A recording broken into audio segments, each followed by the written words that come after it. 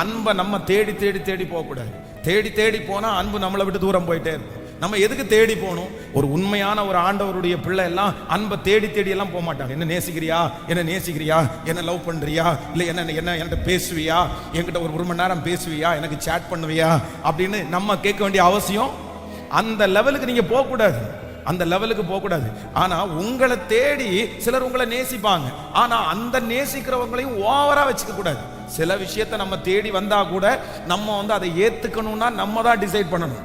என்னை தேடி வர்றது எனக்கு வேணுமா வேண்டாமான்றத நான் தான் டிசைட் பண்ணணும். அவங்க தேடி வர்றாங்கன்றதுக்காக எல்லாத்தையும் நம்ம வாங்கிட முடியாது. அதுலயும் ஆண்டவருடைய சித்தம் நமக்கு இருக்கணும். அப்ப இன்னைக்கு ஜெபம் பண்ணணும், ஆண்டவரே என்னுடைய நிலைமையை நீங்க சீக்கிரமா மாத்தணும், என்னுடைய சூழ்நிலையை சீக்கிரமா மாத்தணும், என்னுடைய தொழில ஒரு அற்புதத்தை கர்த்தர் செய்யணும். இனி நான் தேடி அல்ல, அது என்னை தேடி வரும். உதிக்கிறவனுடைய வெளிச்சத்தின் இடத்திற்கு ராஜாக்கள் ஜனங்கள் நடந்து வருவார்கள், நடந்து வருவார்கள்.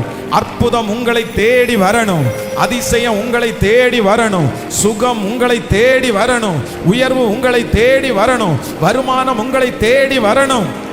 ஹல்லேலூயா.